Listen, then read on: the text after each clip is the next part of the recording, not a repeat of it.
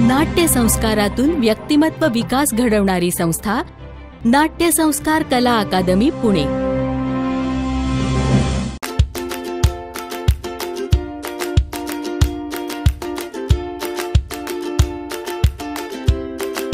व्यक्तिमत्व विकासासाठी बालवयातच नाट्याचे संस्कार होणे अत्यंत गरजेचे आहे. या उद्देशाने 1978 साली प्रकाश पारखी सरांनी नाट्य संस्कार कला अकादमी स्थापन केली.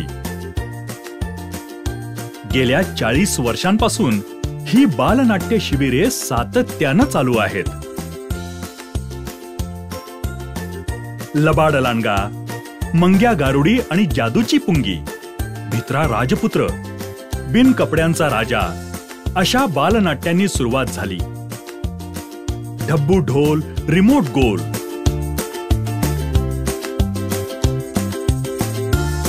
आई शपथ, आजोबांच्या धमाल गोष्टी या बालनाट्यांचे महाराष्ट्रभर अनेक यशस्वी प्रयोग होत आहेत. संस्थेच्या बालनाट्य प्रशिक्षण शिबिरातून अनेक कलाकार उदयास आले. राष्ट्रपती पुरस्कार विजेते अमित फाळके आणि अश्विन चितळे, प्रख्यात आंतरराष्ट्रीय कीर्तीची मराठी आणि हिंदी सिने जगतातली अभिनेत्री सोनाली कुलकर्णी, लेखक, दिग्दर्शक, अभिनेता, चित्रपट निर्माता योगेश सोमण, अभिनेता लोकेश गुप्ते, नचिकेत पूर्णपात्रे, युवा अभिनेते सक्षम कुलकर्णी, अथर्व कर्वे, शिवराज वायचळ, युवा अभिनेत्री शिवानी रांगोळे, तेजश्री वालावलकर, प्रियदर्शनी इंदलकर, श्रुती कार्लेकर हे सगळे नाट्य संस्कारचेच विद्यार्थी. बालवयात नाट्य संस्कार झालेले कलाकार आज प्रसिद्धीच्या शिखरावर असतानाही संस्थेचं ऋण मानतात. म्हणूनच सुबोध भावे आपल्या अत्यंत व्यस्त कारकिर्दीमधून वेळ काढून नाट्य संस्कारच्या बालनाटिकांमधून अजूनही अतिशय प्रेमाने काम करतो. नाट्य संस्कार म्हणजे फक्त अभिनय नव्हे, तर रंगभूषा, वेशभूषा, प्रकाश योजना, पार्श्वसंगीत, नेपथ्य, लेखन आणि दिग्दर्शन सुद्धा. याचे योग्य मार्गदर्शन संस्थेच्या बालनाट्य शिबिरांमध्ये मिळाल्यामुळे चित्रपट सृष्टीमध्ये रंगभूषाकार अमोद दोशी, स्वतःची ऑडिओ व्हिडिओ निर्मिती संस्था असलेला महेश लिमय, वेशभूषाकार चैत्राली डोंगरे, लेखक, दिग्दर्शक, अभिनेता दिग्पाल लांजेकर, लेखक, दिग्दर्शक अपूर्व साठे,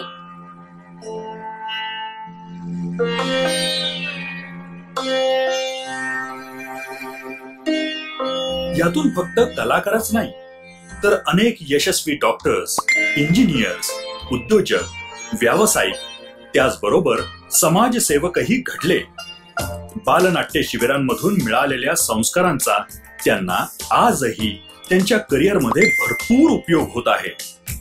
नाट्य संस्कार तर्फे शिशु गटापासून पुढे सर्व वयोगटासाठी दिवाकर स्मृती नाट्यछटा स्पर्धांचं आयोजन केलं जातं. एका व्यक्तीनं 3 ते 5 मिनिटांमध्ये एखाद्या प्रसंगाचं केलेलं सादरीकरण म्हणजेच नाट्यछटा. 1992 सालापासून नाट्य संस्कार कला अकादमी सातत्यानं या स्पर्धांचं संयोजन पुणे आणि पिंपरी चिंचवड विभागातून करत आहे. दरवर्षी हजारो स्पर्धक यात भाग घेतात. मराठी भाषेतील नाट्यछटा स्पर्धांचे यश लक्षात घेऊन हिंदी आणि इंग्रजी भाषेतही आता नाट्यछटा स्पर्धा संस्थेतर्फे घेतल्या जातात. संस्थेचे मार्गदर्शक गुरुवर्य भालबा केळकर यांच्या स्मृती प्रित्यर्थ भालबा केळकर स्मृती करंडक स्पर्धा 1991 पासून आयोजित केल्या जातात. 10 वर्षांच्या आतील मुलांसाठी 10 मिनिटांच्या नाटुकल्यांच्या अशा या महाराष्ट्रातील एकमेव स्पर्धा आहेत. या स्पर्धांच्या संयोजनात पुरुषोत्तम करंडक स्पर्धा आयोजित करणारी महाराष्ट्रीय कलोपासक ही संस्थाही आता सहभागी झाली आहे. ही चळवळ अधिक प्रभावी होण्यासाठी नाट्य प्रतिमा प्रकाशन सुरू करण्यात आलं. नाट्यछटा, नाटुकल्या, नाटिका, नाट्यशास्त्र विषयक पुस्तके, audio CDs, video CDs, DVDs यांचंही प्रकाशन केलं. शाळा, संमेलनं या ठिकाणी संपूर्ण महाराष्ट्रभर वाचकांपर्यंत उपलब्ध करून दिलं. दरवर्षी 5 ते 8 आणि 8 ते 16 या वयोगटासाठी 15 एप्रिल ते 30 एप्रिल आणि 15 मे ते 30 मे तसंच वर्षभर रविवार सत्रात नाट्य प्रशिक्षण कार्यशाळा घेतल्या जातात. प्रभावी अध्यापनासाठी शिक्षकांच्या आणि हौशी पालकांसाठी नाट्य कार्यशाळा घेतल्या जातात. यातूनच वार्षिक सभासद योजना सुरू केली आहे. सभासदांना महिन्यातील एका रविवारी नाट्य कार्यशाळा आणि संस्थेच्या उपक्रमात संयोजनात सहभागाची संधी दिली जाते. टीव्ही सिरियल्स आणि चित्रपटांच्या वाढत्या लोकप्रियतेमुळे तरुण पिढी मोठ्या प्रमाणात त्यामध्ये अभिनय करण्यासाठी आकर्षिली जात आहे. त्यांना योग्य ते मार्गदर्शन करण्यासाठी युवा नाट्य कार्यशाळा सुरू करण्यात आली आहे. यामध्ये 18 वर्षांवरील सर्वांना नाटकासाठी उपयोगी असणाऱ्या सर्वच अंगांचं मार्गदर्शन आणि ऑडिशनसाठी सुद्धा तयारी करून घेतली जाते. गायन, वादन, नृत्य, चित्रकला यांच्या सरकारमान्य शालेय परीक्षा आहेत आणि या परीक्षेचे गुण 10वी बोर्डाच्या परीक्षेत धरले जातात. पण नाट्यकलेची कोणतीही परीक्षा नसल्यामुळे नाट्य संस्कार कला अकादमीनं 3 परीक्षा सुरू केल्या आहेत. 7 वर्षांवरील वयोगटासाठी बाल नाट्य संस्कार, 9 वर्षावरील वयोगटासाठी किशोर नाट्य संस्कार आणि 12 वर्षांवरील वयोगटासाठी कुमार नाट्य संस्कार. आनंददायी शिक्षण याच्यासाठी सगळ्यात चांगला उपाय म्हणजे अभ्यास नाट्य. शालेय अभ्यासक्रमात गणित, इंग्रजी, विज्ञान इत्यादी विषय मनोरंजक आणि सोप्या पद्धतीने शिकवले जावेत यासाठी नाटकाचा उपयोग केला जावा म्हणून अभ्यास नाट्य ही चळवळ हाती घेतली आहे. श्रीयुत प्रकाश पारखी सरांनी पुण्यासह महाराष्ट्रभर तसंच महाराष्ट्राबाहेर आणि परदेशातही नाट्य प्रशिक्षण कार्यशाळा घेतल्या आहेत. भविष्य काळामध्ये विदेशी भाषेतील बालनाट्य आणि ज्येष्ठ नागरिकांसाठी नाट्य प्रशिक्षण घेण्याचा संस्थेचा संकल्प आहे. प्रशिक्षण, प्रयोग आणि प्रकाशन या तीनही माध्यमातून 40 वर्षे कार्य करणारी ही संस्था म्हणजेच नाट्य संस्कार कला अकादमी पुणे. आमच्या या कार्यात आपणही सहभागी होऊ शकता. आपण www.natyasanskar.com या वेबसाईटवर लॉग इन करा किंवा आमच्या 205 शुक्रवार पेठ पुणे 2 येथील कार्यालयाशी संपर्क साधा. दूरध्वनी क्रमांक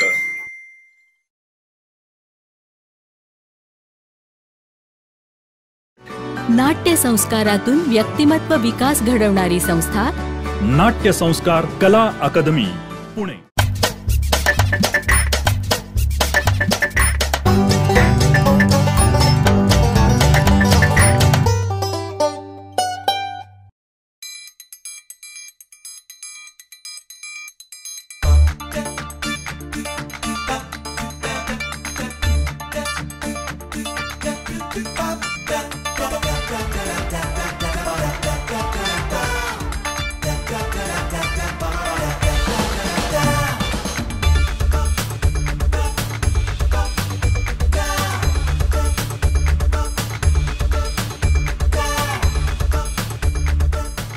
नाट्य संस्कार कला अकादमीतर्फे सर्व उपस्थितांचे मनपूर्वक स्वागत.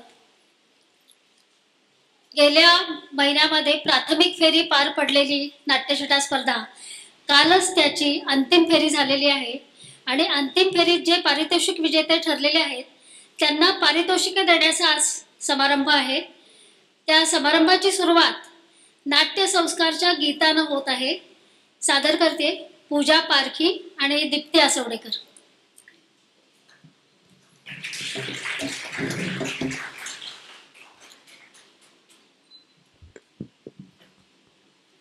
नाट्य संस्कारचे गीत आम्ही गाऊ जगाला, नाट्य महती पटवू. नाट्य संस्कारचे गीत आम्ही गाऊ जगाला, नाट्य महती पटवू. शास्त्राचे नाट्याचे शास्त्र शिकावे, अभिनयात रंगून जावे. धीटपणाने बोलून स्पष्ट उच्चार करून व्यक्तिमत्व आम्ही फुलवू. नाट्य संस्कारचे गीत आम्ही गाऊ जगाला, नाट्य महती पटवू. भरत मुनींचा पंचम वेद, चार वेदांचा घेऊन वेद. आम्ही भारत भूचे आहो भरत भक्त, आम्ही नाट्य धर्म जागवू. नाट्य संस्कारचे गीत आम्ही गाऊ जगाला, नाट्य महती पटवू. दुःखाला विसरून जाऊ, दुःखी जनांना आम्ही हसवू. कोणी उच्च नाही कोणी नीच नाही, भेदभाव कधी ना मानू. नाट्य संस्कारचे गीत आम्ही गाऊ जगाला, नाट्य महती पटवू. नाट्य संस्कारचे गीत आम्ही गाऊ जगाला, नाट्य महती पटवू जगाला. नाट्य महती पटवू जगाला, नाट्य महती पटवू. आपले स्पर्धेचे 6 गट होते. त्या 6 गटामध्ये प्रथम आलेल्या मुलांना मेसेज गेलेला आहे. तर ज्यांना ज्यांना मेसेज आलेला आहे, कसाही असो मेसेज आलेला आहे, त्यांनी पुढे येऊन बसावं.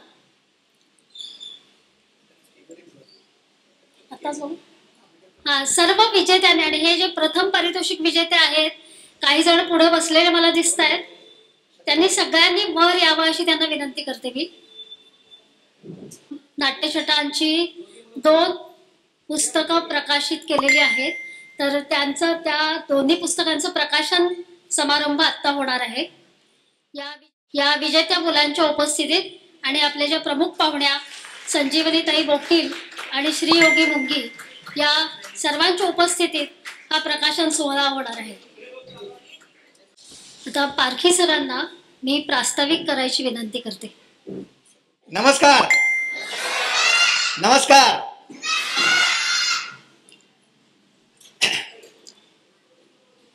गेले 33 वर्ष या नाट्यछटा स्पर्धेची परंपरा आहे. आणि या परंपरेचं आणखीन एक वैशिष्ट्य असं आहे, मी नेहमी सांगत असतो की आमची नाट्यसंस्कारची चळवळ 3 प्रकारे आहे: प्रशिक्षण, प्रयोग आणि प्रकाशन. प्रशिक्षण बरेच जण करतात, प्रयोगही खूप जण करतात, पण प्रकाशन हा अतिशय दुर्मिळ असा प्रकार आहे, खूप अवघड आहे. पण गेली अनेक वर्ष प्रकाशनाच्या माध्यमातून ही बालरंगभूमीची चळवळ किंवा आजचा जो विषय आहे आपला नाट्यछटा, ही नाट्यछटेची चळवळ संपूर्ण महाराष्ट्रभर जाण्याचं प्रमुख जे माध्यम होतं ते म्हणजे प्रकाशन. आणि आज योगायोग असा आहे की 2 पुस्तकांचं प्रकाशन या ठिकाणी होतंय. पहिलं पुस्तक जे आहे ते सुमन, आपण आपल्याला सगळ्यांना स्पर्धेच्या वेळेला सांगितलं होतं की या सादरीकरणाच्या स्पर्धा आहेत. यावेळेस अनेक पालकांनी लिहिलेल्या आहेत, अनेक शिक्षकांनी नाट्यछटा लिहिलेल्या आहेत. आणि या सगळ्या लिहिलेल्या सगळ्या नीट जपून ठेवा, कारण 1-2 महिन्यामध्ये सुमन नाट्यछटा लेखन स्पर्धा होणार आहे. त्याला कुठलीही फी असणार नाहीये. तुम्ही आपल्या कितीही नाट्यछटा या स्पर्धेला पाठवू शकता. आणि त्याच्यामध्ये 4 वयोगट केलेत आपण, म्हणजे लिहिणाऱ्यांचे 4 वयोगट केलेत. सादरीकरणाकरता तुम्हाला माहिती आहे की आपले जवळजवळ 6 गट आहेत. या कोणत्या गटासाठी तुम्ही लिहू शकता आणि या 4 वयोगटांमध्ये आपण पुरस्कार देतो. अशा जवळजवळ 4 वर्ष आपण या स्पर्धा घेतोय. पहिल्या 2 वर्षाचे ज्या पारितोषिक विजेत्या नाट्यछटा होत्या त्यांचं पुस्तक रूपाने प्रकाशित झालं, पण नंतरचा थोडासा 2-3 वर्ष उशीर झाला, परंतु आज 2 वर्षाच्या गेल्या 2 वर्षांच्या सुमन नाट्यछटा पारितोषिक विजेत्या नाट्यछटांचं पुस्तक आज प्रकाशित होत आहे. संबंध महाराष्ट्रातनं नाट्यछटा आलेले आहेत. आणि दुसरं पुस्तक आहे ते आहे संध्या कुलकर्णी यांनी लिहिलेलं सप्तरंगी नाट्यछटा.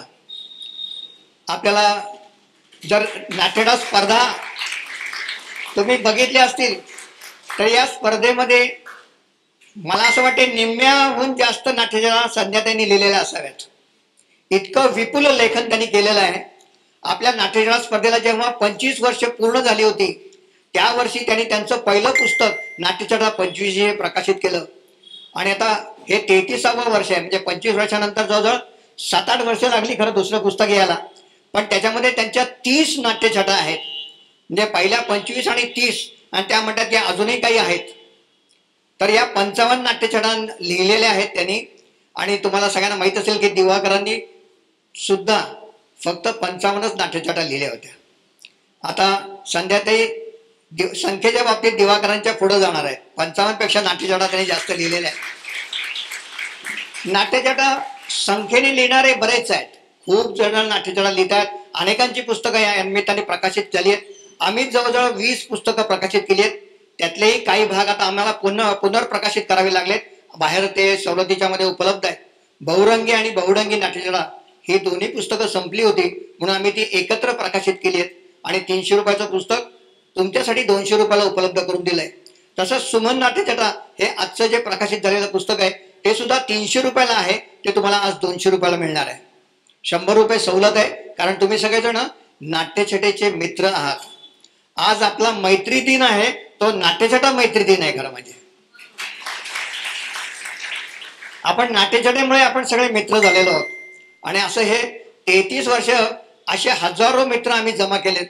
हजारो नाट्यछटा लिहिल्या गेल्या. शेकडो लेखक यातून निर्माण झाले. तेव्हा एखादी चळवळ आणि प्रशिक्षणाच्या बाबतीत जर म्हटलं तर आम्ही नाट्यछटा लेखनाच्या पण कार्यशाळा घेतल्या, सादरीकरणाच्या पण कार्यशाळा घेतल्या. किंबहुना नाट्यछटा स्पर्धा ही खरं एक कार्यशाळाच आहे.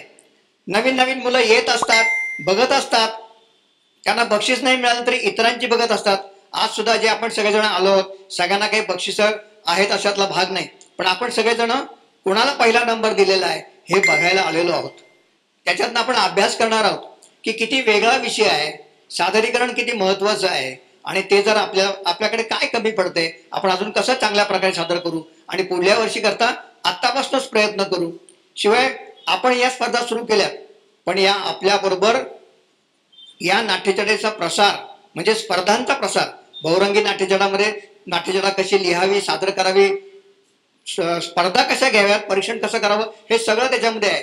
आणि हे पुस्तक संबंध महाराष्ट्रभर गेल्यामुळे आज पुणे जिल्ह्यामध्ये बालरंगभूमी परिषदेतर्फे नाट्यछटा स्पर्धा होत आहेत आणि त्याच्यामध्ये हजारो मुलं भाग घेत आहेत. आपल्या स्पर्धांचा पहिला टप्पा आपण ओलांडला. चिंचवडला स्पर्धा सुरू झाल्या. चिंचवडला आपल्या पुण्यापेक्षा जास्त प्रतिसाद मिळायला लागला. निगडीला स्पर्धा सुरू झाल्या. पूर्वी पिंपरी चिंचवड सगळी केंद्र एकत्र इकडं स्पर्धा एकत्र व्हायच्या, पण नंतर तिकडनं एवढा लोंढा यायला लागला स्पर्धकांचा की पुण्याची फेरी वेगळी आणि पिंपरी चिंचवडची वेगळी. पुढच्या महिन्यामध्ये 8 ऑगस्ट 10 ऑगस्टला चिंचवड आणि निगडीची फेरी आहे आणि 17 ऑगस्टला त्यांचा बक्षीस समारंभ आहे. आपल्यापेक्षा दुप्पट, आपल्याकडे 350 आहेत तर मला खात्री आहे की तिकडे 600च्या वर स्पर्धक असणार आहेत. आपल्या दुप्पट पिंपरी चिंचवडला स्पर्धक असतात. पुणेकर आपण जरा थोडेसे चोखंदळ आहोत. त्यामुळे हळूहळू जे कमी येतात फक्त दर्दी पुणेकरच या स्पर्धेला येतात. आणि या स्पर्धा फक्त पुणे पिंपरी चिंचवड ह्याच्यापुरता मर्यादित राहिल्या नसून पुणे जिल्ह्यात गेल्यात. नगर, नागपूर या ठिकाणी पण या स्पर्धा व्हायला लागल्यात. आणि गेले 3 वर्ष महाराष्ट्राबाहेर इंदोर येथे या स्पर्धा अतिशय यशस्वी होत आहेत. नुकताच त्यांचा बक्षीस समारंभ झालेला आहे. म्हणजे महाराष्ट्राबाहेर सुद्धा या नाट्यछटा गेलेल्या आहेत. या नाट्यछटेचं महत्व पालकांना कळलेलं आहे. जरी त्याला बक्षीस नाही मिळालं तरी आपलं मूल एक 3 मिनिटं काहीतरी बोलतंय, लिहित आणि ते 4 लोकांसमोर सादर करतंय, याला खूप महत्व आहे. त्यामुळे या नाट्यछटा स्पर्धांचं महत्त्व आपण सगळेजण जाणताच, मी काही अधिक जास्त सांगत नाही, कारण नाट्यचर्चा या विषयावरती मला 2-3 तास बोलता येईल एवढं माझ्याकडे सामग्री आहे. परंतु आजच्या समारंभाच्या निमित्तानं या 2 पुस्तकांचा मला विशेष उल्लेख करावा असं वाटतं. संध्या त्यांचं विशेष कौतुक करावं असं वाटतं की त्यांचं हे दुसरं पुस्तक प्रकाशित होतंय आणि सुमन नाट्यछटा हे सुद्धा आपला हा दुसरा भाग प्रकाशित होतोय. तेव्हा आपण सर्वांनी जाताना, बरेच गेले 2-3 वर्ष लोक म्हणतात नवीन नाट्यछटा नाहीत का, नवीन नाट्यछटा नाहीत का, तर आत्ता जाताना ही दोन्ही पुस्तकं खरेदी करा. आज दोन्ही याच्यावरती सवलत आहे. संध्या त्यांचं पुस्तक 200 रुपये किमतीला आहे, ते आज 150 रुपयाला आहे आणि ह्या सवलतीने आजच त्याची तुम्ही खरेदी करा आणि पुढच्या वर्षी करता नवीन नाट्यछटा तयार करा आणि बक्षीस मिळवा. नाट्यसंस्कार कला अकादमीच्या बाकीच्या खूप ॲक्टिव्हिटीज आहेत. प्रशिक्षणाच्या बाबतीत तुम्हाला सांगितल्याप्रमाणे आमचं प्रशिक्षण वर्ग आहे. 3ही गटासाठी 5 ते 8, 9 ते 16 आणि 16च्या वरच्या गटांसाठी नेहमी मी या मुलांना स्पर्धेच्या वेळा म्हणत होतो की तुम्ही जर चुकलात बिकलात तर आई बाबा रागवणार नाहीत, आणि रागवले तर मला त्यांचं नाव सांगा, कारण त्यांनी कुठं नाट्यछटा स्पर्धेत भाग घेतलाय, हो की नाही. तर पालकांनी पण या स्पर्धेत भाग घ्यावा आणि बऱ्याच पालकांच्या आग्रहाखातर आम्ही पालकांसाठी पण प्रशिक्षण सुरू केलेलं आहे. आता पहिल्या या बॅचेस सगळ्या फुल आहेत. जुलै, ऑगस्ट, सप्टेंबरच्या. ऑक्टोबरला आमची नवीन बॅच सुरू होईल, त्याच्यामध्ये तुम्हाला तुमचं सगळ्यांचं स्वागत आहे. या 3ही गटामध्ये तुम्ही प्रशिक्षणासाठी अवश्य येऊ शकता. आमची बालनाट्य होतात, त्या बालनाट्यांचाही वर्तमानपत्रात आमचा उल्लेख असतो. आमचं जीर्णोद्धार नावाचं जे नाटक आहे संध्या त्यांनी लिहिलेलं, त्याचं 3 वर्षामध्ये एकांकिका असून त्याचे 47 प्रयोग झालेले आहेत. संपूर्ण महाराष्ट्रभर त्याचे प्रयोग झाले आहेत.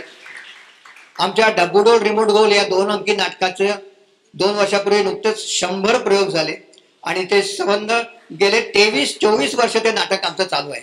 तर असे बालनाट्याचे प्रयोग, प्रशिक्षण आणि प्रकाशन या तिन्हीचा आढावा या प्रास्ताविकात मी घेतला आहे. आजच्या पाहुण्यांचं आपण स्वागत करतो आणि सगळ्यात महत्त्वाचं म्हणजे आजच्या नाट्यछटांच्या सादरीकरणाला पण आपण सुरुवात करतो. धन्यवाद. प्रत्येक गटात पहिल्या आलेल्या मुलांचं सादरीकरण आपण नेहमी त्यांना करायला सांगत असतो. त्याप्रमाणे आपण आज शिशु गटापासून सुरुवात करतोय. शिशु गटामध्ये पहिला आलेला, पहिल्यांदा मान्यवर, स्टेजवर जे मान्यवर बसलेत त्यांनी समोर बसावा म्हणजे त्यांना नाट्यछटेचा आनंद घेता येईल. प्रथम क्रमांक आहे प्रज्वल प्रणव जोशी.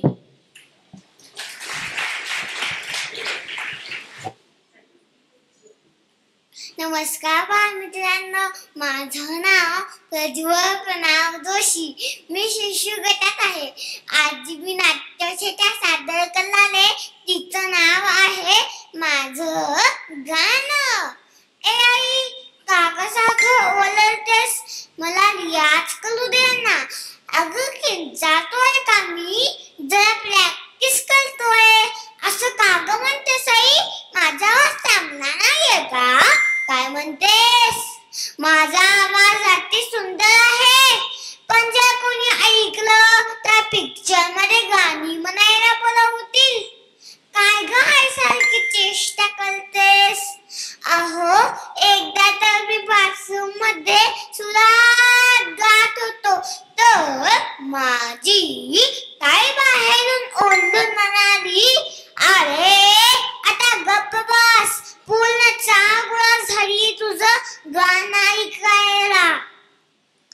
एवढा अभिमान वाटला म्हणून सांगू लगेच तोंड बंद केलं. बाहेर आल्यावर ताईला विचारलं, मंडळी दर्शन घ्यायला थांबले नाहीत वाटतं. म्हणजे कशी? नाही, त्यांचं कोणते एवढं भाग्य. म्हटलं जाऊ दे. एकदा तर गाण्याच्या क्लासला पण गेलेलो. 4-5 दिवस झाले की त्या बाईंनी कोपऱ्यापासून हात जोडले आणि म्हणाल्या कशा, तुम्हाला गायक व्हायचं असेल तर आमचा नाच सोडा. तिथं पण निर्मूलच झाला. घरात जर प्रॅक्टिस करावी म्हटलं तर आईचे असं, अहो चांगला आवाज आहे तर लोकांपर्यंत पोहोचवायला नको का? जर मी अशी मूग गिळून गप्प बसलो तर माझ्या मनात गाणं, माझ्या मनातलं गाणं लोकांपर्यंत पोचणार कसं? माझ्या मुलांचं कौतुक कसं होणार? माझं काही नाही, पण लोकच एका असामान्य मधुर आवाजाला मुकतील याच मला वाईट वाटतं. अहो, आता कालचाच किस्सा सांगतो. आमचा गणपती मंडळात विविध गुणदर्शनाचा प्रोग्राम होता. त्याला ओलच किती लपवून ठेवायचे आपल्यातले गुण.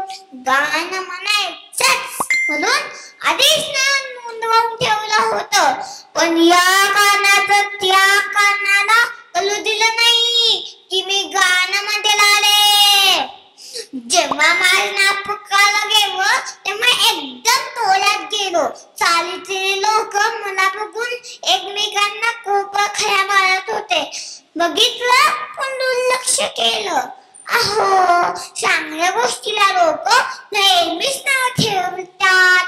आयोजकांनी विचारलं, काय कर आपण? काय म्हणजे काय? मी दुसरं काहीच करू शकत नाही. मी गाणं म्हटलं असं म्हटलं की जो काही टाइमचा वर्षाव सुरू झाला विचारूच नका. आता थांबतील मग मी गाणं म्हणेन, पण चांगली 10 मिनिटे वाट पाहिली. पण तारा काही थांबच ना. स्टेज वरून खाली उतरल्यास पर्यंत टाळ्यांचा गजर चालूच राहिला. धन्यवाद.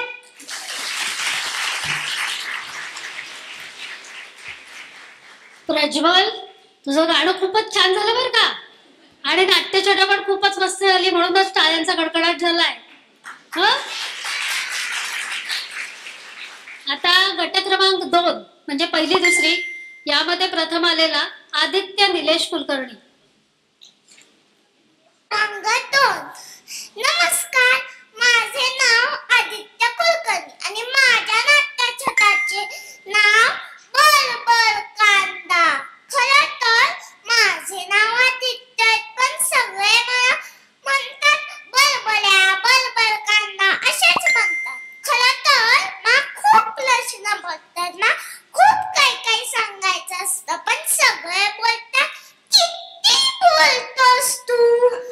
हे बघा, आई स्वयंपाकाला असली की, आई तू काय करतेस? पोळ्या करतेस का? मी पण करू प्लीज, नाही तर नुसतं खुर्चीवर उभा राहून बघतो. आई, आज रात्री आपण पोळी भाजीला सुट्टी घेऊया का? इडली करूया का? काय बघतेस? इडलीला पीठ भिजवायला लागतं. बरं, मग पिझ्झा बनवूया ना. तो ते एकदम सोपा असतो. पिझ्झाचा बेस आणायचा, त्याच्यावरती कांदा, टोमॅटो, चीज, कॉर्न, पनीर घालायचं आणि तव्यावरती भाजायचं. सिंपल, झाला पिझ्झा. काय म्हणतेस? बस कर तुझी बलबल, मला काम करू दे. बलबल कांद्या, हे बघा असं असतं.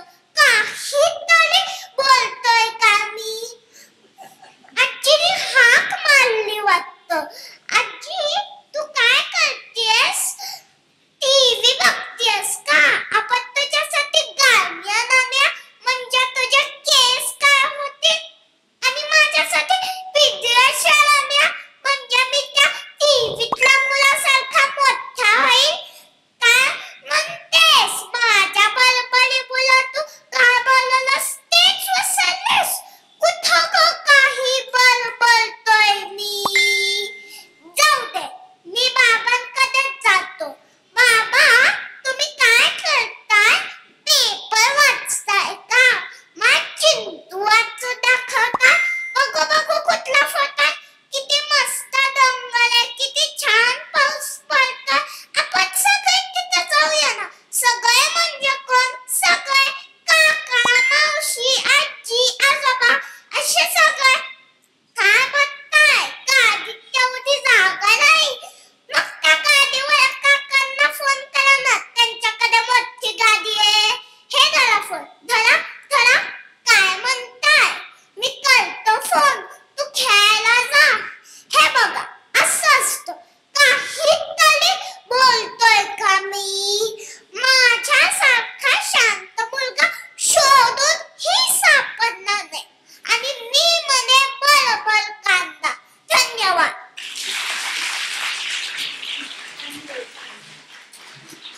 आदित्य, खरंच रे किती शांत आहेस रे तू. उगीच तुला बडबड कांदा म्हणतात की नाही, हो की नाही? आता मी दीपाली त्यांना विनंती करते की त्याने आपल्या पाहुण्या श्री योगी मुंगी यांचा परिचय करून द्यावा. आज तुमचं रेकॉर्डिंग 3 वाजता आहे. तुम्ही येऊ शकाल ना? तो गोड मधुर आवाज होता श्री योगी मुंगी मॅडम यांचा. नावातच वेगळेपण आहे नाही का? तसंच त्यांचं कामही वेगळं आहे. विद्यावाणी कम्युनिटी रेडिओ, सावित्रीबाई फुले पुणे विद्यापीठ याच्या त्या कार्यक्रम अधिकारी आहेत आणि निर्मात्या पण आहेत. विद्यावाणी रेडिओच्या स्थापनेपासूनच म्हणजेच 2005 पासून विद्यावाणीमध्ये कार्यरत आहेत. साहित्य, कला, क्रीडा, स्त्री प्रश्नांवर आधारित 100हून अधिक मालिकांची निर्मिती केली आहे. काही निवडक मालिका लेखक आपल्या भेटीला, तिचा अवकाश, मॅच पॉइंट, कॅलिडोस्कोप, रंगवारीचे वारीच्या वाटेवर, तुझं गायन अनंता, ऐकू आनंदे, बसंत बहार, आहाराची बाराखडी, उजळले स्मृतीचे दिवे, तो आणि ती, परीक्षेला जाताना, अथर्व शीर्ष, आनंदाचे पुनर्वसन, किलबिल किलबिल पक्षी बोलती यासारख्या अनेक दर्जेदार मालिकांची निर्मिती केली आहे. साहित्य अकादमी पुरस्कार प्राप्त पियूची वही या पुस्तकाचं ऑडिओ बुक केलं आहे. त्याचप्रमाणे भाऊ तोरसेकर लिखित कथा इस्रोची, बापू करंदीकर लिखित अरुणिमा सिन्हा या अपंग मुलीची एव्हरेस्ट चढाईवर आधारित फिरूनी जन्मेन मी, कळ्यांचे ऋतू, सूत सांगती कथा हरीची, स्लम डॉग सीए यासारख्या अनेक पुस्तकांची ऑडिओ बुक्स तयार केली आहेत. आपल्या नाट्य संस्कार कला अकादमीला मे महिन्याच्या सुट्टीत 16 बालनाटिका सादर करण्याचा आनंददायी अनुभव त्यांनी दिलेला आहे. या बालनाटिकेत सर्व नाट्य संस्कारचेच विद्यार्थी सहभागी होते. अशा या मधुर स्वराच्या, मृदू स्वभावाच्या श्री योगी मुंगी मॅडम आपल्याला आज कार्यक्रमाला लाभलेल्या आहेत. त्यांचं मनपूर्वक स्वागत.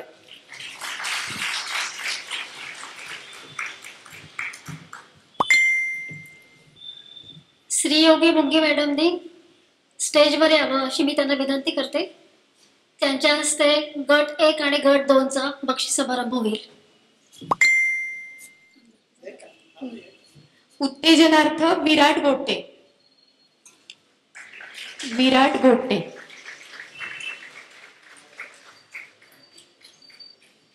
विराट नाही.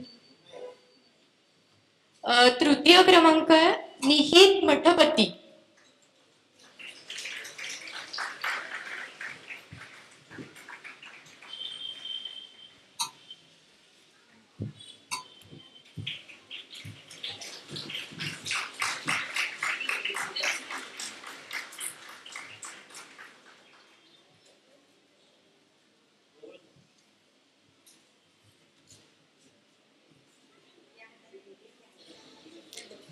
द्वितीय क्रमांक नित्या चोपडे.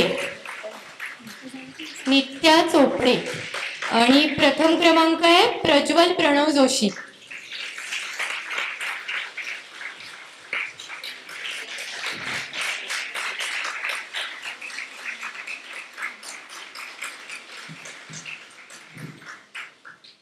गट क्रमांक 2 उत्तेजनार्थ अमायरा अमोल जाधव.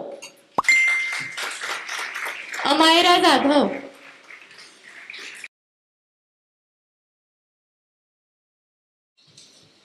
अनिश रिसबूड.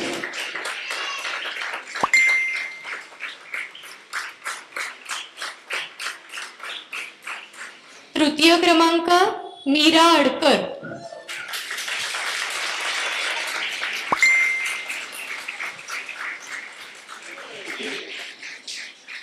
द्वितीय क्रमांक शौनक मेस्त्री. शौनक मेस्त्री.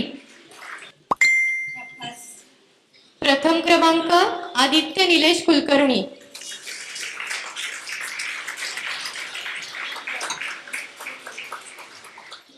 श्रीयोगी मुंगे मॅडमचं स्वागत प्रकाश पारखी सरांनी करावं अशी मी त्यांना विनंती करते.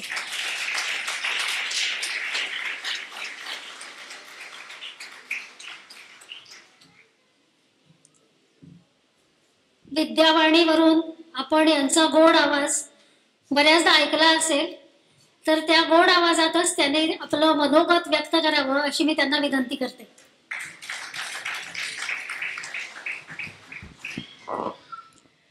सर्वांना नमस्कार. 2022-23 साल असावं तेव्हा कॅलिडोस्कोप ही मालिका आमची चालू होती आणि प्रकाश पारखी सरांचा इंटरव्ह्यू तेव्हा सुरू होता. त्यांचा इंटरव्ह्यू ऐकत असतानाच मला असं वाटलं होतं की नाट्यसंस्कार कला अकादमी बरोबर आपण नक्की काहीतरी केलं पाहिजे. आणि या उन्हाळ्याच्या सुट्टीमध्ये तो योग जमून आला. पारखी सरांना फोन केला आणि त्यांना म्हटलं की तुम्ही आम्हाला काहीतरी द्या सर. सर म्हणाले का नाही, नक्की देऊ, आनंदच होईल आम्हाला. आणि तब्बल 16 नाटकं आम्ही बघता बघता केली सुद्धा, ती प्रसारितही झाली. आता माझ्यासमोर बरेच असे चेहरे दिसत आहेत की ते त्या नाटकांमध्ये सहभागी झालेले होते. मुलांना सगळं खरं तर हे खूप आवडलं, कारण रेडिओ सादरीकरण हा खूप वेगळा विषय आहे. आता गणेशोत्सवामध्ये सुद्धा आपण 11 नाटकं प्रसारित करतो आहोत आणि याचबरोबर आजच्या ज्या दिवाकर नाट्यछटा स्पर्धा आहेत त्यातल्या सुद्धा काही सादरीकरण आपण विद्यावाणीवरून करतो आहोत. याचबरोबर नाट्यसंस्कार कला अकादमी आणि विद्यावाणी रेडिओ जर भविष्यात अजून काही एकत्रितपणे करू शकलो तर त्याचाही आमचा विचार सुरूच आहे. आज सर तुम्ही मला इथे बोलावलं, माझा सन्मान केलात, मनापासून आभार. अजून एक गोष्ट मला सांगावीशी वाटते की आज आपल्या ज्या प्रमुख पाहुण्या आहेत, संजीवनी ताई, या सुद्धा कॅलिडोस्कोप मालिकेच्या मानकरी आहेत. असे 2 माझ्या समोर दिग्गज कलाकार बसलेले आहेत की जे विद्यावाणीशी जोडले गेलेले आहेत आणि दोघांचे इंटरव्ह्यू खूप छान झालेले आहेत. सर तुम्ही मला बोलावलं, माझा सत्कार केला, त्याबद्दल सगळ्यांचेच आभार. आणि आज सगळ्यांना जे काही पुरस्कार मिळाले आहेत त्या पुरस्कारांचे सुद्धा मी मनापासून खूप आभार व्यक्त करते. खरं तर ही जी अकादमी आहे त्याच्यातनं फक्त आपल्याला शिकायलाच मिळतं असं नाही, तर मला असं वाटतं की उत्तम माणूस सुद्धा याच्यातून नक्कीच घडतो आणि तो माणूस घडवायचं काम ही अकादमी करते आहे. आणि यासाठी सुद्धा या अकादमीचं करावं तितकं कौतुक कमीच आहे. सो या उपक्रमासाठी खूप खूप शुभेच्छा. आणि रेकॉर्डिंग सुरू असताना संध्याताई आणि दीपाली ताई यांचं सुद्धा खूप छान मार्गदर्शन आम्हाला मिळालं.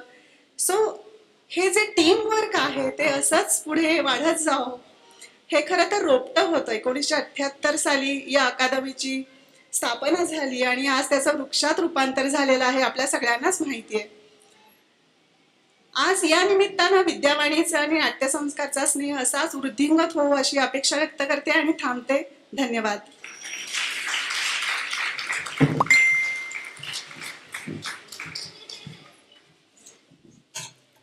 आता गट क्रमांक 3 यामधील म्हणजेच 3री-4थीचा गट यामधील प्रथम क्रमांक विजेती गार्गी वैद्य हिने तिची नाट्यछटा इथे येऊन सादर करावी. नमस्कार. माझ्या नाट्यछटेचं नाव तू कोण होणार. कोण बनू मी, कोण बनू, काय करू मी, काय करू. काय काय विचारता, कसला प्रश्न पडलाय. अहो खूप मोठा प्रश्न पडलाय मला. मोठेपणी काय व्हायचं याचा. आता मी तुम्हाला एक गंमत सांगते. मी लहान होते ना, म्हणजे सगळेच लहान असतात पण मी लहान होते, तर माझा काका मला म्हणतो कसा, चिंगे तुला IITत जायचंय, आत्तापासूनच तयारीला लाग. आता मला तेव्हा साधा आयही लिहिता येत नव्हता आणि आता सुद्धा IIT ही 3 अक्षरच लिहिता येतात. माझी आत्या मला म्हणते, चिंगे तू डॉक्टर हो. नको ग बाई, त्या इवल्या मुलांना इंजेक्शन टोचायचं आणि रडवायचं. काय रडतात ती मुलं. हा म्हणजे मी नाही रडायचं म्हणा, खूप धीट होते ना. काय म्हणता, खोट, बोलू नका कुठे. पण मला सांगा, तुम्हाला तरी आवडेल का ते इवल्या गोडूलांना रडवायला. नाही ना. मग माझ्या बाबाचा मित्र मला म्हणतो, चिंगे तू खूप हुशार आहेस, तू मोठेपणी परदेशात जा, खूप शिक. आणि आता इथे आम्हाला शाळेत शिकवतात, भारत देश महान, आपुला भारत देश महान, मासा महान देश सोडून त्या छोट्या देशात कशाला जायचं? माझा बाबा मला म्हणतो, चिंगे तू शिक्षिका हो. नको ग बाई. पण त्यावर माझी आई म्हणते, नको, मागतात नसेल भीक तर मास्तर की शिक. माझी मावशी माझी नौटंकी पाहून म्हणते, चिंगे तू नाटकात जा. जरा एवढंस लागलं की मोठा भोकाड पसरतेस, पण डोळ्यात एक थेंब नसतो पाण्याचा. पण आता ह्या सगळ्यावरून तुम्ही मला विचाराल, चिंगे तुला नक्की काय व्हायचंय? तर माझी रोजची मतं वेगळी असतात. कधी मला मस्त बँडवाला व्हावंसं वाटतं, तर कधी मस्त भेळवाला. कधी वाटतं काहीच नको, परत लहान बाळ व्हावं. कधी वाटतं पोलीस व्हावं, तर कधी सैन्यात जावंसं वाटतं. ऑपरेशन सिंदूर स्कॅव स्कॅव. आणि मी माझ्या काकाला एकदा काय उत्तर दिलं होतं माहितीये का? काका, मला आपल्या आजोबांसारखं पेन्शनर व्हायचंय. पण ह्या सगळ्यामध्ये माझी पणजी आजी म्हणते ते मला फार आवडतं. काय म्हणते ते कळत नाही, पण ऐकायला छान वाटतं. पणजी आजी म्हणते, चिंगे तू मोठेपणी काहीही हो, पण आधी चांगला माणूस हो, चांगला माणूस. तुम्हाला पण ऐकायला छान वाटलं ना? हो, मलाही वाटतं. थांबा, बहुतेक आजी बोलवतेय. हा, काय ग आजी? काय काय शुभमूर्ती म्हणाला? हा, येते येते. Bye bye.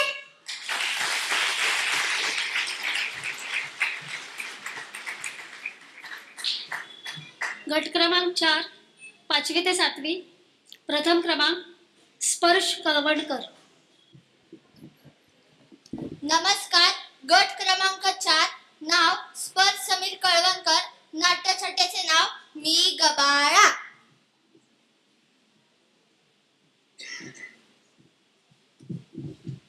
होय, मी गबाळा. चौथीला हाय साखर शाळेत. आता साखर शाळा म्हणजे नाही, तिचा न साखरेचा तसा संबंध नाही. आमच्या घरी गुळाचा चहा असतो या, अन शाळेत साखर बी नसते कुठं. आव, साखर कारखान्याचं आम्ही गबाळी हाय ती. थांबा थांबा, तुम्हाला जरा हिस काटून सांगतो.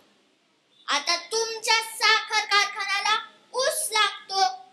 तो ऊस असतो लांब रानात. तो ऊस तोडायचा, गाडीत भरायचा किंवा ट्रॅक्टरच्या ट्रेलर मध्ये भरायचा, अन मग कारखान्याच्या दारात नंबर लावून नंबर येईल तेव्हा वतायचा. आता ही सगळी कामं करण्यात आमचं आईबा असतं. त्यासनी फडकरी किंवा गबाळी म्हणतात. त्यांची पोरं आम्ही, म्हणजे आम्ही बी गबाळी. कळलं? काय गबाळी नाव का पडलं कुणाच ठाऊक, पण आमचं सगळं गबाळ म्हणजे बिऱ्हाड, सामान, संसार हे आमच्या बरोबरच असतं. मधून मदत असतील आम्हाला गबाळी. काय साखर शाळा कुठं भरती? आव, कुठं म्हणजे आमच्या गबाळाच्या वस्तीतच. आता कारखान्याच्या जवळ जी मोकळी जागा असते ना, तिथं आम्ही आमचं बसस्थान बांधूया. मग एखाद्या झाडाखाली नाहीतर मोकळ्या जागा सवडीनं मास्तर येतात आणि आम्हाला शिकवतात. पण आमच्या गावाकडची लोक त्या मास्तरांनी गबाळा मास्तर म्हणतात. पण आम्हाला त्यांना तसं म्हटलेलं नाही आवडत. पण मास्तर बी कधी राग धरत नाहीत. आम्हाला वया पुस्तक फुकट देतात, कंदी मंदी खायला खाऊ बी देतात. आता कोणतरी एक नवा साहेब येतो, तो आम्हाला धडूत देतो, शाळेचा ड्रेस देतो. आता सीजन संपला की आमचं गबाळ परत आमच्या गावाकडे जातं. मग तिकडच्या शाळेत इथं शिकलेलं दिस जमा करून घेतात. आता आम्हाला तर सवयच झाली. थंडी, वारा, पाऊस याचा आमच्यावर विपरीत परिणाम होत नाही. काय म्हणाला सा?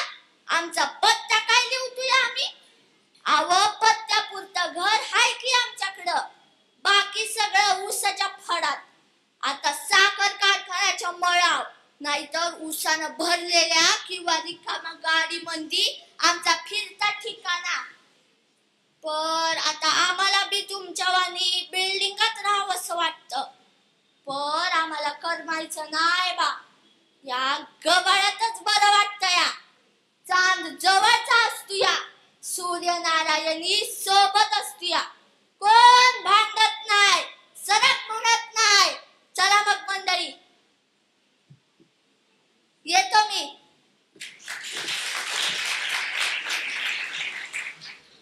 वा वा, लई भारी बर का. श्रोते हो, आपल्या मान्यवर अध्यक्षा संजीवनीताई बोकील या म्हणतात, संवेदनांच्या बाणांची टोकं बाहेर वळली की जखमा होतात आणि आत वळली की होते कविता. असं म्हणणाऱ्या ज्येष्ठ कवयित्री संजीवनीताई बोकील यांचा सविस्तर परिचय करून द्यायचा झाला तर तो खूप मोठा आहे, 2 तास सुद्धा पुरणार नाहीत. त्यामुळे मी थोडक्यात त्यांचा परिचय करून देते. त्या MA BEd झालेल्या आहेत आणि अध्यापनाचं कार्य त्यांनी 35 वर्ष केलेलं आहे. MA आणि BEd दोन्हीला युनिव्हर्सिटीत प्रथम येऊन त्यांनी सुवर्ण पदक पटकावलेलं आहे. त्यांचं कार्य खूपच मोठं आहे. कविता, लेख, ललित साहित्य, कथा, बालसाहित्य अशा प्रकारचे अनेक त्यांची पुस्तकं प्रसिद्ध आहेत. त्यांची अतिशय गाजलेली कविता आर्जव आपल्यापैकी बरेच जणांनी ऐकली असेल. माय ग माये नग तोडू माझी शाळा, लय लय शिकून मोठं व्हायचंय मला. मला वाटतं बऱ्याच जणांच्या पाठ्यपुस्तकात पण ही कविता होती. आणि ही कविता इतकी गाजली की महाराष्ट्र शासनाने पोस्टर रूपानं या कवितेचं प्रकाशन केलं. की उद्देश असा की यामुळे मुलींच्या शिक्षण गळतीचं प्रमाण किंचित का होईना कमी होईल. आणि ही कविता त्यांची 3 राज्यांमध्ये म्हणजे महाराष्ट्र, गुजरात आणि गोवा या तिन्ही बोर्डांच्या पाठ्यपुस्तकामध्ये या कवितेचा समावेश केलेला आहे. आणि मला वाटतं अशा प्रकारची ही पहिलीच कविता असेल की तिन्ही राज्यांमधून पाठ्यपुस्तकात जिचा समावेश केलेला आहे. त्यानंतर त्यांनी त्यांच्या अशा प्रसिद्ध कविता खूप आहेत, तुम्ही ऐकल्याही असतील. मी इथल्या माझ्या मैत्रिणींना सुद्धा त्या बऱ्याचदा म्हणायला वगैरे सांगितले आहेत, त्यांना शिकवले आहेत. तुम्ही ऐकले असेल. कुणी नसलं तरी चालेल, तुझी तू राहा, प्रेरणादायी कविता आहे. त्याचप्रमाणे दुसरी कविता आहे, पांढरे निशाण उभारण्याची घाई करू नकोस, मुठभर हृदया प्रयत्न कर. आणि असं मोठ्यांसाठीच त्यांनी कविता लिहिलेल्या नाहीत बरं का, छोट्या मुलांसाठी सुद्धा अगदी त्यांच्या विश्वातल्या कविता पण त्यांनी लिहिलेल्या आहेत. आई ग झाडाला छत्री देऊ का, आई ग झाडाला छत्री देऊ का, किती किती भिजतंय बघतेस का. ही कविता नुकतीच आम्ही छोट्या मुलांकडनं वाचून घेतलेली आहे. तर अशा या संजीवनीताई यांची अनेक पुस्तकं प्रकाशित झालेली आहेत. त्यांच्या हिरव्या सुक्तांच्या प्रदेशात या काव्यसंग्रहाच्या प्रकाशनाच्या वेळी माझी आणि त्यांची प्रत्यक्षात ओळख झाली आणि तेव्हापासून मी त्यांच्या सर्व कवितांची अगदी चाहतीच बनलेली आहे. त्यांना अनेक पुरस्कारही मिळालेले आहेत. अभिमान ही कादंबरी, हिरव्या सुक्तांच्या प्रदेशात, आत्मचित्र, गदिमा श्रमसाहित्य पुरस्कार त्यांना मिळालेला आहे, काव्यदीप पुरस्कार मिळालेला आहे आणि साहित्य रत्न पुरस्कार शिवाय बालसाहित्यकार पुरस्कारही त्यांना मिळालेले आहे. अशा या संजीवनीताईंकडनं आपल्या मुलांचं कौतुक होणं हे आपलं भाग्यच आहे. मी प्रकाश पारखे सरांना वर बोलावते आणि संजीवनीताईंचं स्वागत करावं अशी त्यांना विनंती करते.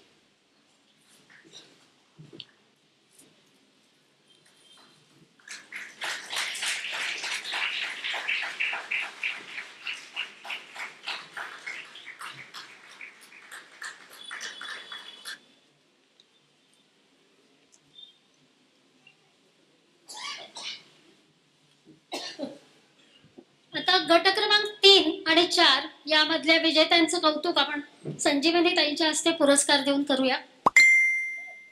गट क्रमांक 3 उत्तेजनार्थ पार्थ रोहित ठोंबरे.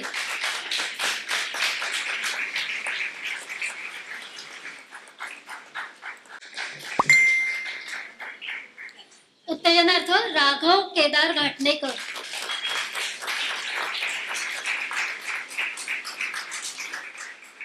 तृतीय क्रमांक अनिका सुहास लहुरीकर.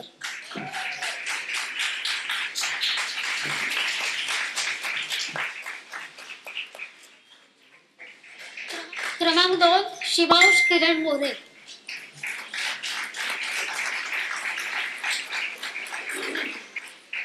आणि क्रमांक 1 गार्गी ज्ञानेश वैद्य.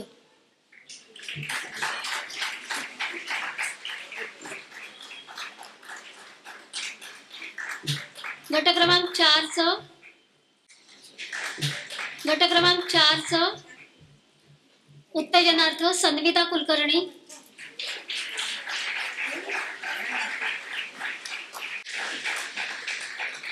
राही पोहनेरकर. उत्तेजनार्थ राही पोहनेरकर.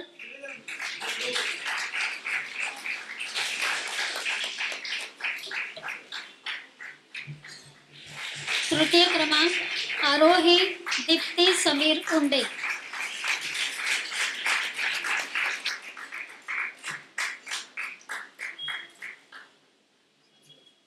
क्रमांक 2 दिल देशपांडे.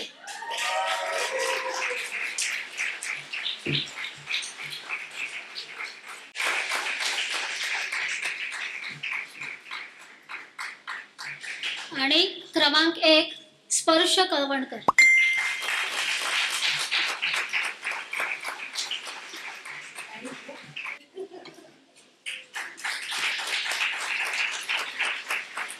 आता मी संजीवनी ताईंना विनंती करते की त्यांनी त्यांचं मनोगत व्यक्त करावं. नाट्य संस्कार अकादमीचे संस्थापक आदरणीय प्रकाश पारखी सर, त्यांना डावे उजवे हात बनवून मदत करणाऱ्या सन्याताई, दीपालीताई आणि अन्य त्यांचा जो काही कार्यकर्त्यांचा परिवार आहे, आणि या सगळ्यांना हे सगळे कष्ट ज्यांच्यासाठी केले जातात अशी सगळी तुम्ही मुलं आणि त्यांचे अत्यंत सुजाण असे पालक, सगळ्यांना माझे नमस्कार. आज मला इथे बोलवलं आणि इथे तुमच्या समोर समवेत तुमच्या हजर राहण्याची संधी दिली, त्याबद्दल प्रकाशजी आणि सन्याताईंची मी खूप खूप आभारी आहे. आज मला इथे आल्यावर ना एखाद्या सुंदर फुलांच्या बागेत आल्यासारखं वाटते, आणि या फुलांना रंग आहेच पण त्याच्याबरोबर गुणांचा सुवास सुद्धा आहे. आणि या सगळ्या फुलांच्या मशागतीमध्ये जे हात लागलेले आहेत तेही आज समोर आहेत, आणि म्हणून या दोघांसाठी थोडंसं बोलायचं असं म्हणतेय. मुलांना मी काय भाषण वगैरे करणार नाहीये, मी एक गोष्ट सांगणार आहे. चालेल ना? गोष्ट म्हटलं की सगळे खुश. किती जणांना गोष्ट पाहिजे? जर हात वर करा बरं. हा, म्हणजे सगळे जागे आहेत हे कळतं. काय काय बक्षीस मिळाल्यावर पळून गेलेले आहेत. आजकाल काय करतात माहिती का? युक्ती तेवढ्यासाठी अध्यक्षांना आधी बोलायला देतात, बक्षीस समारंभ वगैरे नंतर, म्हणजे सगळे कंपल्सरी बसून राहतात. असो, गोष्ट आहे फार पूर्वीची, जेव्हा राजेशाही होती. शूरसेन नावाचे महाराज होते, आणि त्यांच्या राज्यात अशी पद्धत होती की महाराज 60 वर्षाचे झाले की ते गादीवरनं पाय उतार व्हायचे आणि त्यांच्या वारसाला अभिषेक केला जायचा. आता तुम्ही म्हणाल की अगदी सोपी गोष्ट आहे, पण प्रॉब्लेम होता मोठा. आणि तो काय होता की शूरसेन महाराजांना 2 जुळी मुलं होती. आता या जुळ्या मुलांच्यात कोण राजा होणार यासाठी दोघांची खूप परीक्षा घेतली, पण त्या सगळ्या परीक्षेमध्ये ती दोघंही सारख्याच गुणांनी पास झाली. जुळी मुलं होती ना. आता जेव्हा राजेसाहेबांच्या पुढे असा मोठा प्रश्न उभा राहायचा, तेव्हा ते काय करायचे? कोणाचा सल्ला घ्यायचे? कुलगुरूंचा सल्ला घ्यायचे. तसं ते कुलगुरूंच्याकडे गेले आणि त्यांनी सांगितलं, महाराज, राज्याभिषेकाचा दिवस जवळ येतो आहे आणि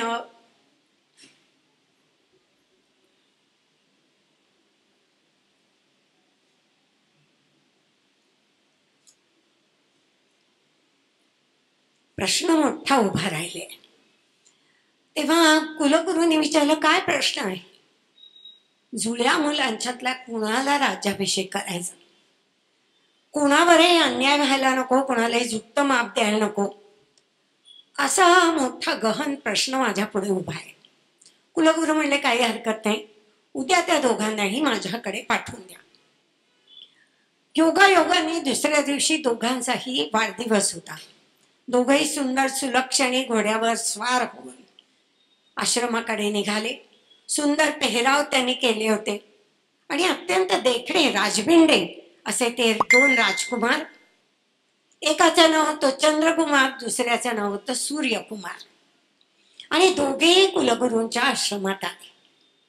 कुलगुरूंच्या आश्रमात आले, दोघांनी आपले घोडे बाहेर पार्क करून ठेवले आणि आत आल्यानंतर त्यांनी असं पाहिलं की कुलगुरूंच्या ध्यानाची वेळ झाली. तेव्हा गुरुजी त्यांना म्हणाले की आता माझ्या ध्यानाची वेळ आहे, तर तेव्हा तुम्ही असं करा की आश्रमाच्या बागेतनं तुम्ही फिरा. माझ्यापेक्षा या बागेतली फुलंच तुम्हाला माझ्यापेक्षा जास्त असा चांगला उपदेश करतील. दोघांनी वाकून नमस्कार केला आणि दोघंही बाहेर आले. सूर्यकुमार अत्यंत चिडलेला होता. तो म्हणला, इतक्या लांबून मी आलो ते काय फुलांचे आशीर्वाद घेण्यासाठी आणि फुलांच्याकडनं उपदेश घेण्यासाठी? मला वेळ नाही. त्याने घोड्याला टाच मारली आणि तो राजधानीकडे निघून गेला. चंद्रकुमार मात्र हळूहळू बागेतनं फिरायला लागला. सगळ्यात पहिल्यांदा लक्षात घ्या, ही गोष्ट फक्त मुलांसाठी नाहीये. मुलांच्या पालकांनी जर ती ऐकली तर त्यांना कळेल की आपल्यासाठी पण आहे. तेव्हा सगळ्यात पहिल्यांदा तो गेला आश्रमाच्या दारात असलेल्या मोठ्या बकुळीच्या वृक्षाजवळ. बकुळीची सुंदर पिंगट फुलं खाली मातीत पडली होती. त्याने वाकून त्या फुलांकडे पाहिलं, 4-2 फुलं उचलून घेतली आणि तो पुढे गेला. तेव्हा रंगीबेरंगी गुलाब एका ताटव्यात फुलले होते. सुंदर गुलाब ज्यांना टोकदार काटे होते. त्या ताटव्याजवळ तो थोडा थांबला, विचार केला आणि पुढे गेला तेव्हा मांडवांच्या वर जाई जुईचे वेल चढवलेले होते. नाजूक पांढरी शुभ्र फुलं त्या वेलावर निश्चिंतपणे हसत होती. आणखी पुढे गेला तेव्हा छोट्याशा तळ्यात पांढरी शुभ्र कमळं फुलली होती. आणखी पुढे गेला तेव्हा क्षिप्रा नदी त्या आश्रमाजवळनं वाहत होती.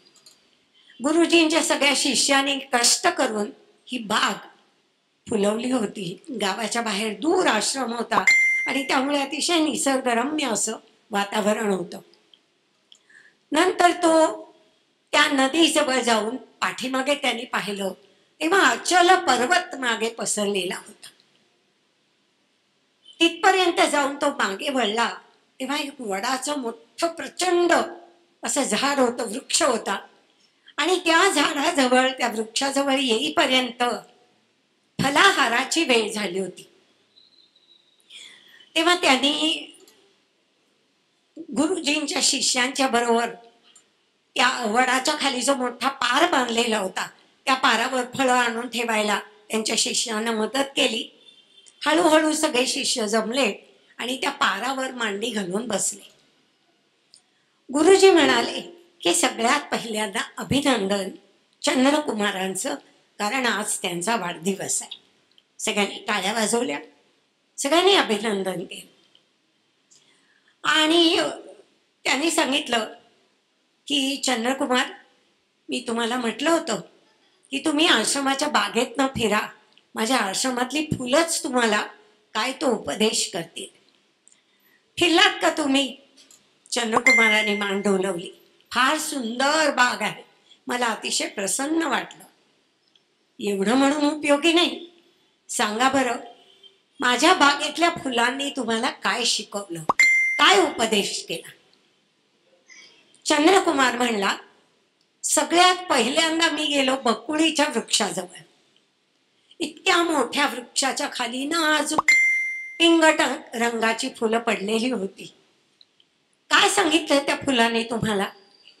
त्या फुलांनी मला सांगितलं की आपण कितीही उच्चासनावर बसलो तरी देखील प्रजेची सुख दुःख जाणून घ्यायला आपल्याला प्रजेपर्यंत यायला पाहिजे. कितीही मोठं स्थान परमेश्वराने आपल्याला दिलं तरी सामान्य लोकांच्यात येऊन आपल्याला मिसळायला पाहिजे, त्यांच्या आनंदात सहभागी व्हायला पाहिजे, त्यांच्या दुःखात दुःखी व्हायला पाहिजे आणि त्यांच्या अडचणी जाणून घेतल्या पाहिजे. त्यानंतर मी पुढे गेलो तेव्हा मला गुलाबाची फुलं काटेरी टपोरी अशी फुललेली दिसली. काय शिकवलं त्या गुलाबाच्या फुलांनी? गुलाबाच्या फुलांनी मला सांगितलं की आपण कितीही कोमल असलो तरी प्रसंगी प्रतिकार करण्यासाठी आपल्याकडे काट्यासारखी प्रतिकार शक्ती असली पाहिजे. कारण अहिंसा ही कोणाची असली पाहिजे? शूरांची असली पाहिजे. त्यानंतर मी पुढे गेलो तेव्हा जाईजुईचे वेल मांडवावर पसरलेले होते. त्या वेलांनी मला शिकवलं की आपल्याला प्रगती करून घ्यायची असेल तर वेळ पडली तर आपल्याला कुणाचा आधार घेण्यात, कोणाचं मार्गदर्शन घेण्यात यत्किंचितही कमीपणा मानायचं कारण नाही. महत्वाचं काय आहे? आपली प्रगती. आणि त्यासाठी आधार घेऊन सुद्धा वर चढून आपण आपल्या प्रगतीच्या मार्गाकडे जाऊ शकतो. मात्र आपल्या यशापर्यंत पोचल्यानंतर त्या मांडवाचं महत्व आयुष्यातलं विसरता कामा नये. त्यानंतर मी पुढे गेलो तेव्हा गढुळलेल्या पाण्यात पांढरी शुभ्र कमळं फुलली होती. त्या कमळांनी मला शिकवलं की आपल्या आजूबाजूचं वातावरण कितीही प्रदूषित झालं असेल तरी देखील आपण स्वतःला स्वच्छ निर्मळ ठेवू शकतो. प्रदूषित वातावरणामुळे आपण प्रदूषित व्हायचं नाही असं ठरवलं तर आपल्याला कोणीही प्रदूषित करू शकत नाही. उलट आपल्यामुळे ते आजूबाजूचं वातावरण कसं सुधारेल याचा आदर्श आपल्या पांढऱ्या शुभ्र रंगाने आपण घालून द्यायला हवा. नंतर पुढे गेलो तेव्हा क्षिप्रा नदी वाहत होती. तिच्यात कोणी मातीचे घडे घेऊन पाणी भरत होतो, कोणी पितळे चमचमते हंडे घेऊन आलं होतं. त्या नदीने मला शिकवलं की राजाने सगळ्यांच्या बाबतीत समान असलं पाहिजे. प्रजेला सगळं एक सारखं मिळालं पाहिजे. प्रजेतल्या प्रत्येकाला आपापला वाटा मिळवण्याचा पूर्ण अधिकार आहे आणि राजाकडून कधीही त्यांच्यावर अन्याय होता कामा नये. अचल पर्वत पसरला होता मागे. त्याने शिकवलं की संकटात, दुःखात, अडचणीत न डगमगता अचल राहायला पाहिजे. आपण समुद्रकाठी उभं राहतो बघा, तेव्हा मोठी लाट येते आपल्या अंगावर आणि आपल्याला वाटतं बापरे, ही लाट आता आपल्याला घेऊन जाणार, म्हणून आपण मागे पळायला बघतो. पण जेव्हा आपण पाय रोवून उभं राहतो तेव्हा आपल्याला असं कळतं की ती लाट जितकी जोरात आली तितकीच मागे परतून गेली. त्यानंतर आता आपण या वडाच्या सावलीत बसलो. या झाडाने शिकवलं का तुम्हाला काही? गुरुदेव, हे झाड इतकं आकाशापर्यंत विस्तारलेलं आहे पण त्याच्या पारंब्या झेपावतात त्या जमिनीकडे. तेव्हा आपण कितीही मोठं झालो, कितीही शिकलो, दुनियेत कुठेही गेलो तरी आपली ओढ कुठे असली पाहिजे? आपल्या जन्मभूमीकडे असली पाहिजे, आपल्या घराकडे असली पाहिजे, आपल्या गावाकडे असली पाहिजे, आपल्या कुटुंबाकडे असली पाहिजे. आणि ती ओढ आपण कधीही विसरता कामा नये. कारण आपलं सगळं सत्व आपल्याला कुठे मिळालेलं आहे? आपल्याला या मातीतून मिळालेलं आहे. आणि परदेशात राहून सुद्धा आपण आपल्या देशासाठी, गावासाठी, घरासाठी खूप काही करू शकतो. ते करण्याचा प्रयत्न आपण आपल्या परीनं केला पाहिजे. हे या नाजूक नाजूक पारंब्यांनी मला शिकवलं. सगळे शिष्य मंत्रमुग्ध झाले होते. गुरुजींनी जवळ बोलून त्यांचं कौतुक केलं. आणि त्यानंतर दुसऱ्या दिवशी गुरुदेव स्वतः राजदरबारात गेले आणि राजेसाहेबांना त्यांनी सांगितलं की जो राजकुमार फुलांची भाषा जाणू शकतो, ज्या राजकुमाराला फुलांची भाषा कळते, त्या राजकुमाराला प्रजेची सुखदुःख कशी बरं नाही कळणार. राजा हा शूर असायला पाहिजे, राजनीतीत, धर्मशास्त्रात, शस्त्रविद्येत पारंगत असला पाहिजे. पण त्याच्याही पेक्षा सगळ्यात महत्वाचं काय, तर तो कनवाळू असला पाहिजे, प्रजेच्या पाठीवर हात ठेवणारा असला पाहिजे. तेव्हा महाराज, मी तुम्हाला संकोच सांगतो की या राज्याचं राज्यपद भूषवण्यासाठी चंद्रकुमार हे अत्यंत पात्र, अत्यंत लायक आहेत. तेव्हा अशा रीतीने दुसऱ्याच दिवशी राजाच्या गादीवर चंद्रकुमारांचा राज्याभिषेक झाला. आणि या गोष्टीतून आपल्याला दोघांचंही महत्व कळतं. पहा की राजकुमारांची परीक्षा घेणारे गुरुदेव यांचंही महत्व कळतं. आणि दुसरं महत्व कळतं राजकुमाराचं. गुरु म्हणजे काय, भगवी वस्त्र धारण केलेला, उच्च सिंहासनावर बसलेला, गळ्यात रुद्राक्षाच्या माळा घातलेल्या असाच असला पाहिजे असं नाही. आपल्या आसपास असलेली प्रत्येक गोष्ट, निसर्गातली म्हणा, आपल्या आसपासच्या माणसांच्यातली म्हणा. मी मराठीचा जेव्हा क्लास घेत होते तेव्हा मी एक विषय दिला होता की माझी आदर्श व्यक्ती. आणि तेव्हा मी असं सांगितलं होतं की आजच्या काळात आदर्श व्यक्तीचे सगळे गुण एका व्यक्तीत असणार नाहीत, पण तुम्हाला अत्यंत महत्वाचा असा वाटलेला गुण ज्या व्यक्तीत आहे ती तुमची आदर्श व्यक्ती. तेव्हा एका मुलीने लिहिताना असं लिहिलं होतं की माझ्याकडे जी कामाला येते त्या आमच्या कामवाल्या मावशी माझ्या आदर्श आहेत. का आदर्श आहेत, तर त्यांच्या घरी 18-20 दारिद्र्य आहे, गरिबी आहे. नवरा दारू पिऊन त्यांना खूप मारहाण करतो, पण त्या जेव्हा कामाला येतात, जेव्हा भांडी घासत असतात, तेव्हा त्या तोंडाने अभंग गुणगुणत असतात, गाणी गुणगुणत असतात. आणि मला असं वाटतं की आपलं दुःख असं उंबऱ्याच्या बाहेर ठेवून आत येणं, हे जर मला जमलं तर मी आयुष्यात अतिशय सुखी होईल. तेव्हा हे शिकवणारी व्यक्ती ती आहे आणि म्हणून ती माझी आदर्श व्यक्ती आहे. तेव्हा आपल्या आसपासच्या जगाकडे उघड्या डोळ्यांनी बघत राहा. बकुळीच्या फुलासारखं एक एक एक एक गुण, एक एक एक एक वैशिष्ट्य त्या व्यक्तीतलं, त्या वस्तूतलं उचलून घेत राहा. आणि असं जर तुम्ही केलं तर कुठेही तुम्हाला व्यक्तिमत्व विकासाच्या शिबिराला किंवा क्लासला जायची गरज नाही. दुसरी गोष्ट, पालकांना मला एक सांगायचे की मुलांना नकार पचवायला शिकवा. आजकाल सगळ्यात सेन्सिटिव्ह गोष्ट कोणची झाली असेल तर ती मुलांना नकार पचवता येत नाही. कारण मुलांच्या मनात इच्छा आली की पालक त्यांच्या पुढे ती गोष्ट आणून ठेवतात. माझे सासरे नेहमी म्हणायचे की मुलांनी गोष्ट मागितली ना की एक आठवडा जाऊ द्यावा, आपल्या जर शक्य असेल तरी आठवड्याभर वाट पाहिल्यावर त्याला त्या वस्तूची किंमत कळेल. तेव्हा आजकाल आपण वृत्तपत्रात वाचतो की मोबाईल दिला नाही म्हणून मुलांनी आत्महत्या केली. तेव्हा सगळ्यात महत्वाचं आहे नकार पचवायला शिकवणं. बघा, तुमच्यापैकी काहींना पहिलं बक्षीस मिळालं, काहींना दुसरं बक्षीस मिळालं, काहींना तिसरं मिळालं. दुसरं मिळालं म्हणजे आपण हरलो असं नाही, आपण जिंकलो नाही एवढंच. जो जिंकला त्याच्यापेक्षा त्याला आपल्यापेक्षा अर्धा पाव मार्क जास्त असू शकेल. मग तो अर्धा पाव मार्क पुढच्या वेळेला आपण सुधारणा करून मिळू शकतो की. आणि आपण दुसरं आलो म्हणजे काय जगबूड झाली असं थोडीच आहे. तुम्ही या स्पर्धेत दुसरे आला असाल, दुसऱ्या कुठल्या तरी आयुष्याच्या स्पर्धेत तुम्ही पहिलेही येऊ शकाल. मुलं टिपकागदासारखी असतात.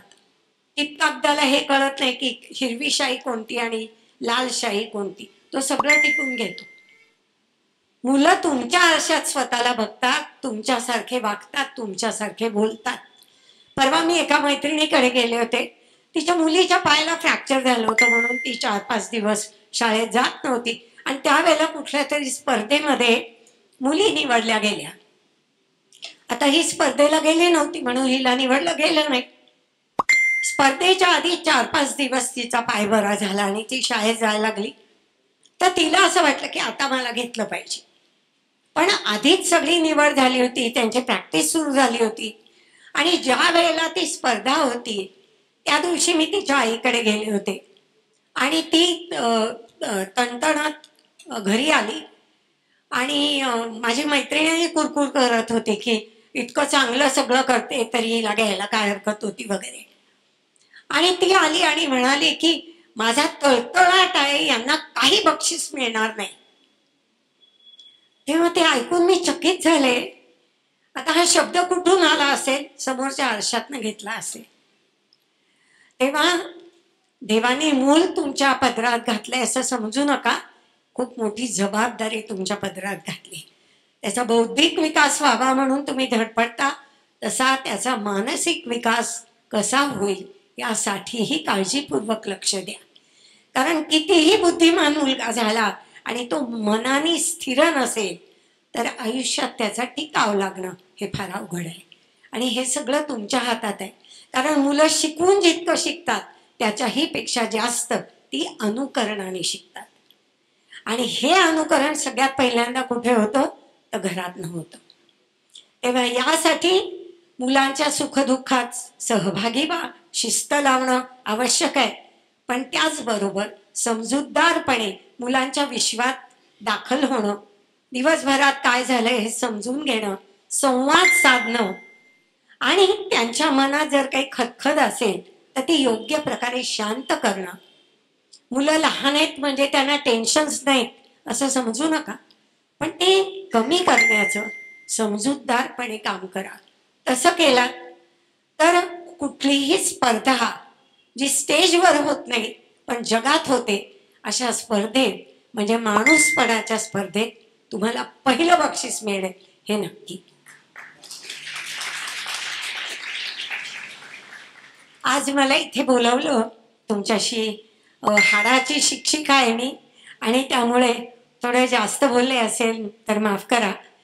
पण माझी कविता आहे की कविता म्हणजे नदीच्या पात्रात सोडलेला आंदोलता दिवा. त्यानं कुणाचा किनारा उजळावा ही अपेक्षाच नाही, पण उजळलीच एखादी पायरी तर होणारा हर्षही नाकारता येणार नाही. तेव्हा आजच्या माझ्या मनोगतानं तुमचा किनारा नव्हे एखादी पायरी नक्की उजळली असेल या विश्वासासह थांबते. धन्यवाद. चालेल ना कार्यक्रम संपवला तर? 8वी 9वी 10वी आणि खुलागट राहिलेला आहे, पण त्याच्या आधी आभार प्रदर्शनाचा कार्यक्रम होईल. अपूर्वा तिखे.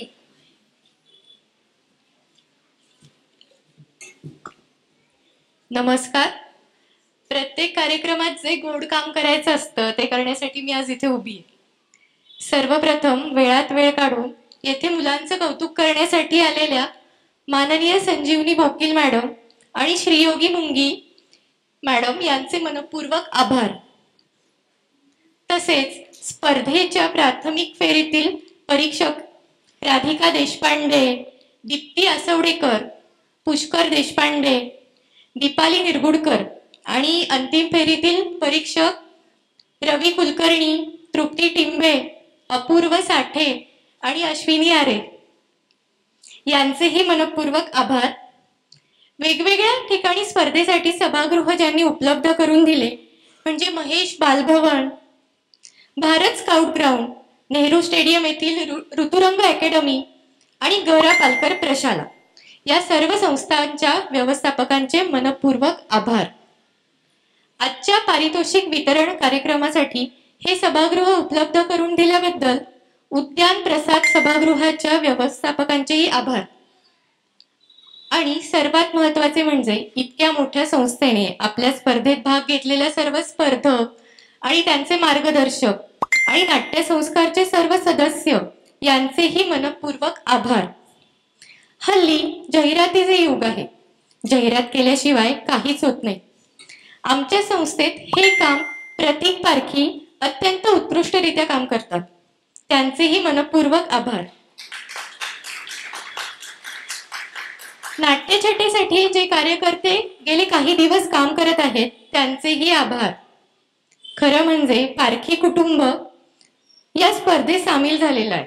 सून पूजा, सरांच्या मिसेस प्रतिमाताई कशाचीही अपेक्षा न करता सरांच्या पाठीशी भक्कमपणे उभे आहेत. यांचेही आभार. सर्वात शेवटी तुम्हा रसिकांचे आभार. तुमच्याशिवाय हा कार्यक्रम पूर्ण होऊ शकत नाही.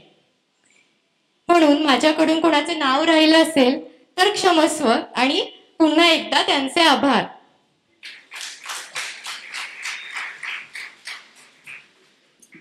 आठवी, 9वी, 10वी आणि खुला गट यामधील प्रथम क्रमांक विजेत्यांचं सादरीकरण आता होईल. 8वी, 9वी, 10वी मधील प्रथम क्रमांक अर्चिस थत्ते. आणि एक गोष्ट सगळ्यांनी लक्षात ठेवायची, बक्षिसं घेतली की लगेच घरी जाऊ नका. एक आपल्याला ग्रुप फोटो काढायचा आहे. सगळ्यांनी थांबा त्यासाठी. माझ्या नाट्यछटेचं नाव कलेवर निष्ठा. कला आमच्या घरी पाणी भरते आणि सोसायटीत पण. अहो का ते सांगतो, आमच्या सोसायटीत पाणी प्रश्न फार मोठा आहे. त्याच्यामुळे सगळ्यांना ते एवढ्या चमच्यांपासून तेवढ्या मोठ्या भांड्यांपर्यंत पाणी हे भरायचंच असतं. आता सोसायटीने खास मावशी ओपन केल्यात त्यांच्यासाठी. त्यांचं नाव कला आहे बरं का. ते आमच्या सोसायटी मधल्या सगळ्या फ्लॅट्स मध्ये हेच काम करतात, पाणी भरण्याचं. त्याच्यामुळे कला आमच्या घरी आणि सोसायटीत पाणी भरते. पण ह्या वाक्याला 2 अर्थ आहेत बर का. माझी आई कला विश्वात फार रमते, त्याच्यामुळे आम्हालाही रमवते. आम्हाला म्हणजे मला आणि कधी कधी जमलंच तर पापांना सुद्धा. त्याच्यामुळे कला आमच्या घरी आणि सोसायटीत पाणी भरते. कारण आमच्या सोसायटीत काही स्वयंघोषित कलाकार आहेत जे आमच्या सोसायटी मधल्या अनेक विविध गुणदर्शन कार्यक्रमांमध्ये आपले गुण उधळतात. तशाच आमच्या सोसायटीमध्ये एक स्वयंघोषित नृत्य चंद्रिका आहे. अहो त्यांच्याकडे नृत्य शिकायला सुरू केलंय आमच्या आईनी. काय करणार, कलेवरचं प्रेम.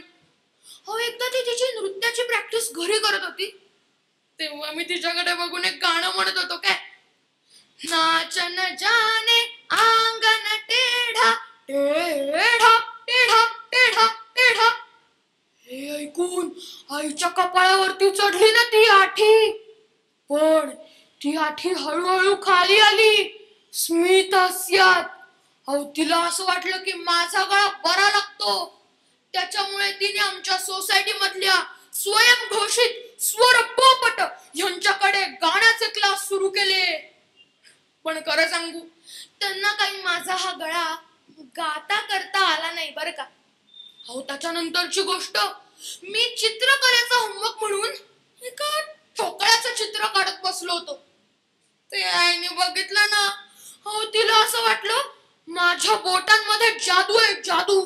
व माझ्या बोटांमधली ही जादू बाहेर काढण्यासाठी तिने आमच्या सोसायटी मधल्या चित्र महिषी.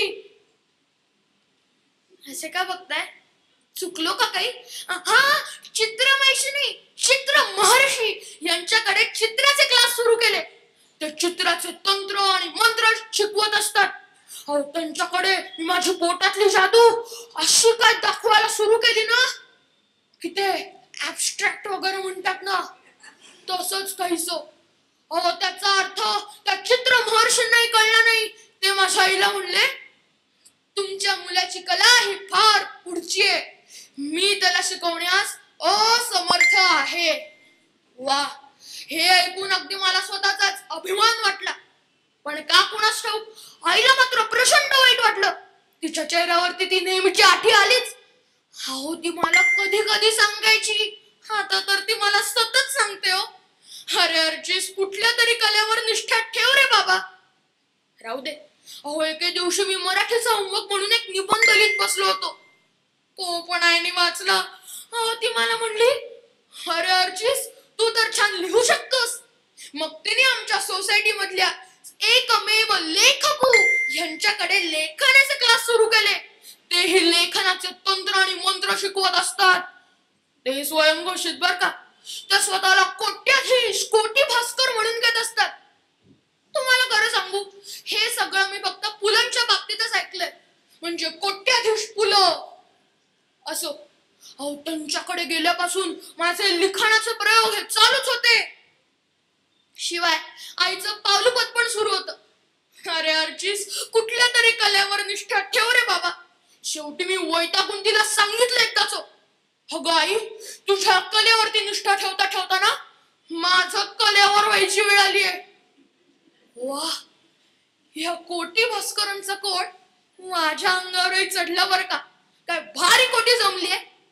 पण कसलं काय, आईच्या चेहऱ्यावरती नेहमीची आठी. हो ती मला म्हणली, अरे मेल्या, असल्या भयंकर कोट्या करतोस होय रे. आणि मग काय, तिचा मला लेखक बनवण्याचा निर्णय जरा ढळमळाला. आणि मग काय, क्लास बंद. हा पण ती काय गप्प बसणाऱ्यांमधली नाहीये बर का. आता जायचंय आज मला तबला कुटायला, तबला वाजवायला. हो, कालपासूनच आईने क्लास लावलाय. दागिने तिने वाजवत बसायचंय. आलो आलो आलो, येतो. धन्यवाद.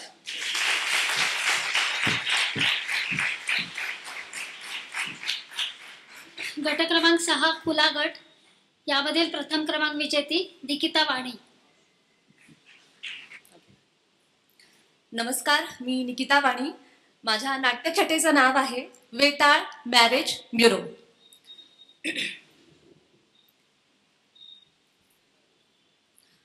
इथे येऊन 14 दिवस झालेत. फारच बोर झाले बाबा. मोबाईल शिवाय तर प्राण जायची वेळ आली. अगं बाई, आता कसा जाईल? तो तर ऑलरेडी गेलाय. काय करणार, ह्या माणसांच्या भाषेत बोलायची सवय लागली ना. ते म्हणतात ना, जित्याची खोड मेल्याशिवाय. अगं बाई, मेली तरी जात नाही. पण असा कुठे नियम आहे का की भूताने नाही हडळीने पांढरी साडीच नेसली पाहिजे? मला तर बाई राहून राहून Tulshibag, Laxmi road, FC road आठवतोय.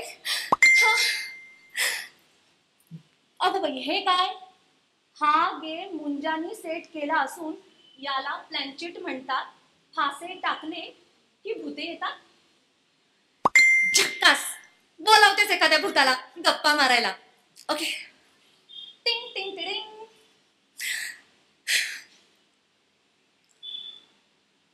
हा, अरे रे रवी, तू कधी मेलास? काय म्हणतोस? जिवंतपणीच आणलंय तुला खेचत? मी तुला फिरायला फरफटत न्यायचे तसं. जळलं मेलं ते लक्षण फरफटत न्यायचे. कारण तुझं आपलं दिसली बाई की वळ, दिसली बाई की वळ, नुसती वळवळ वळवळ वळवळ. काय म्हणतोस? माझा तेरावा घातला होतास?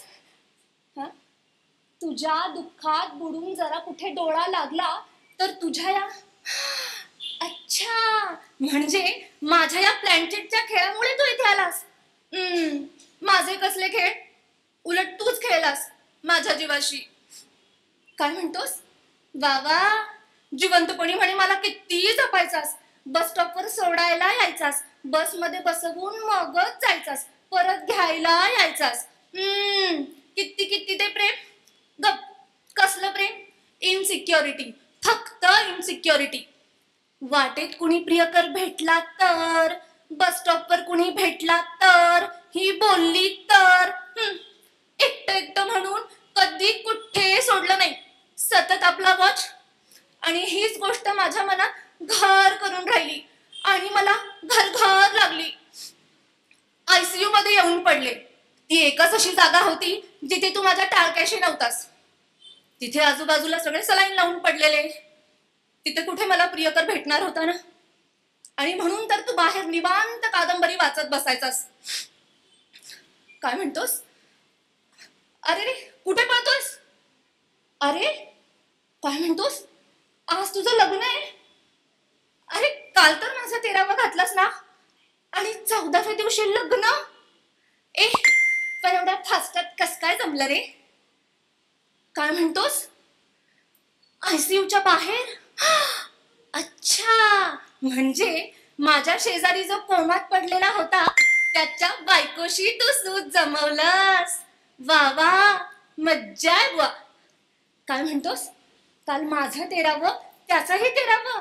ओहो, 13 करके हुआ प्यार मेरा. मज्जा आहे बुवा. ठीक आहे, जा जा. थांब, पण जाण्याआधी जरा विटनेस म्हणून इथे सही करून जा ना.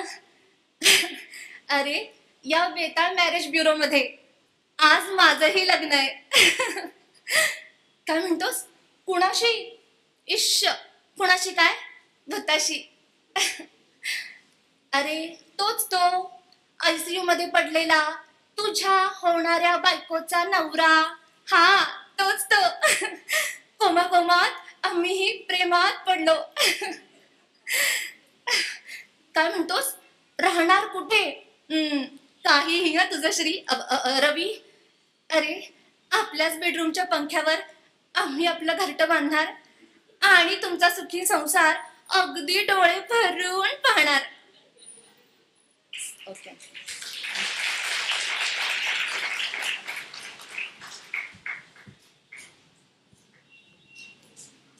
खुला गट आणि 8वी 9वी 10वीचा गट यांची पारितोषिके देण्यासाठी सर्व मान्यवरांना मी स्टेजवर बोलवते. मी श्रीयोगी मुंगी मॅडमला विनंती करते की पुढील बक्षिसे देण्यात यावी. गट क्रमांक 5 उत्तेजनार्थ कैवल्य चांदवले.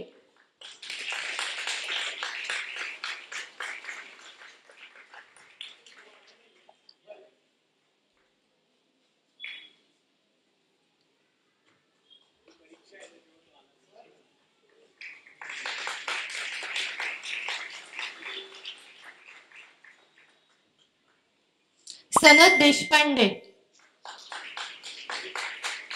सनत देशपांडे.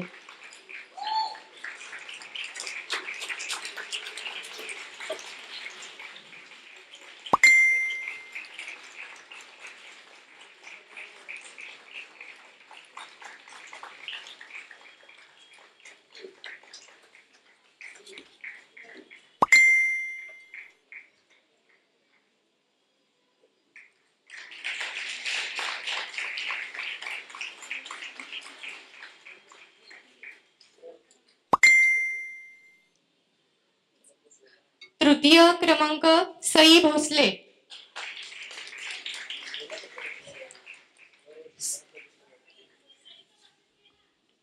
सनत देशपांडे अनेक वर्ष या स्पर्धेत भाग घेतोय, अनेक वर्ष, आणि भरपूर पुरस्कार तरी आतापर्यंत मिळवले.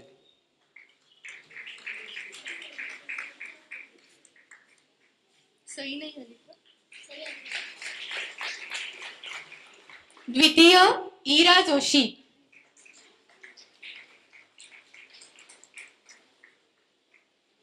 इरा जोशी.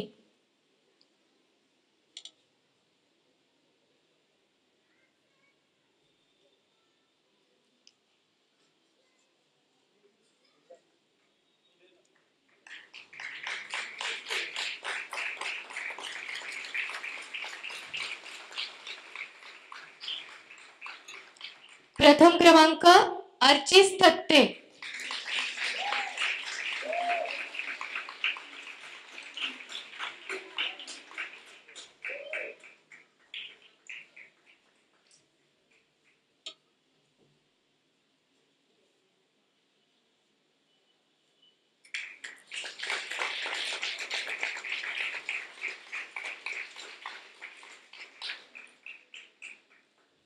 मी संजीवनी ताईंना विनंती करते की पुढचे बक्षीस त्यांनी द्यावे.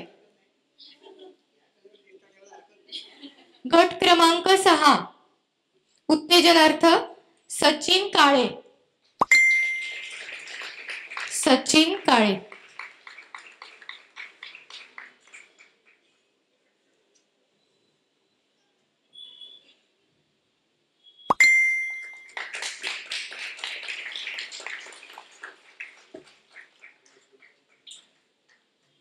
अश्विनी आठवले, अश्विनी आठवले,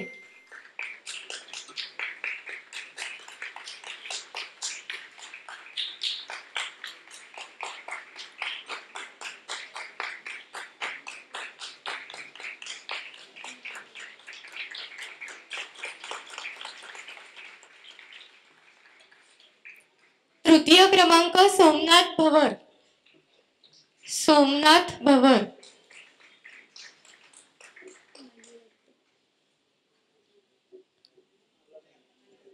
द्वितीय क्रमांक हर्षदा कुलकर्णी, हर्षदा कुलकर्णी,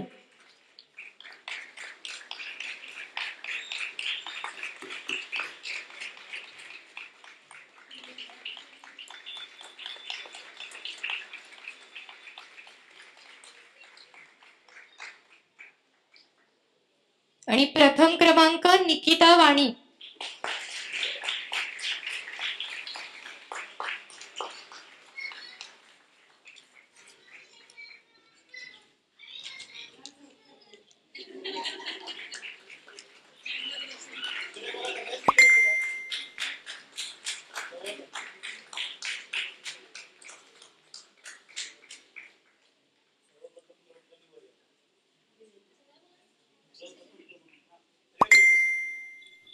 सर्व बक्षीस विजेत्यांनी वर यावं. एक ग्रुप फोटो घेऊया सगळ्यांचा.